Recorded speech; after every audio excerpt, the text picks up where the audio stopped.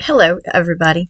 For this video discussion, I chose Abigail Adams. I think she is a very interesting person. I've been watching the John Adams HBO program. I think it's based off McCullough's book, but she is definitely a driving force in that video for John Adams.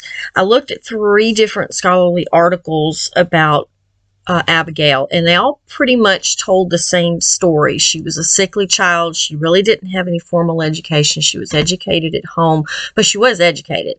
She read Shakespeare to the Bible. She wrote. She was very weak and felt weak in her grammar construction, but she knew what to say and how to get the words out there.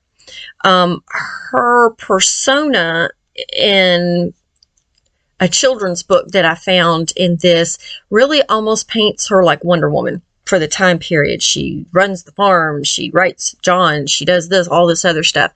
The reality was she really did stick to her roles within the confines of 17th or 18th century women. She did not think women should be in politics. If she had been married to somebody else, I don't think we would have ever known who Abigail was.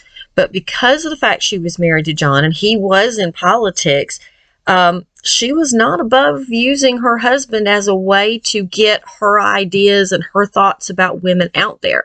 Of course, we all know the famous quote where she tells John, "Don't forget the ladies."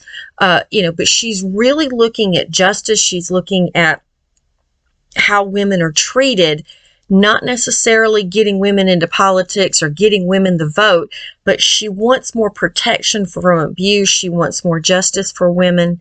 And that's a lot of what these 3 articles talk about. In the movie that I'm watching, there's a scene where she self-inoculates her children and herself, of course, for smallpox. And I looked it up, and she actually did that. That takes a lot of guts at that point in time to give your children something that might kill them. And she did it by herself. John was not at home to help her deal with the aftermath if there had been a really bad outcome. Of course, they all survived. But, we're looking at Betsy Ross and the persona that she has and how that differs from the reality.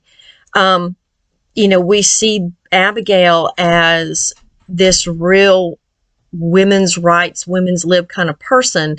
And in some ways she was, but she did it within the confines of the social structures, the social norms of the day. She never stepped out of those boundaries. So sometimes, even though we should not leave the reality, we should always remember who these people are. Sometimes we don't need the reality to keep the idea and the thought and what these people believed in going forward. Was she for women's rights? To a certain extent. She was kind of the stepping stone, you might say. And we, through years and historians, we know we need those stepping stones. There's got to be a starting point somewhere. And she could be that starting point. Women further generations down said, look what she did. She ran the farm. She influenced her husband. Well, what if we take that a next step further? And I think that's what the legacy that Abigail does leave for women's rights is that she did it within the confines of her roles and women's roles in the time period. But she did it in a way, and she used what she had in front of her to push those ideas. And then, of course, the next generation could take it and run with it. So sometimes it's not so important what the reality is as to what the legacy is. Thank you.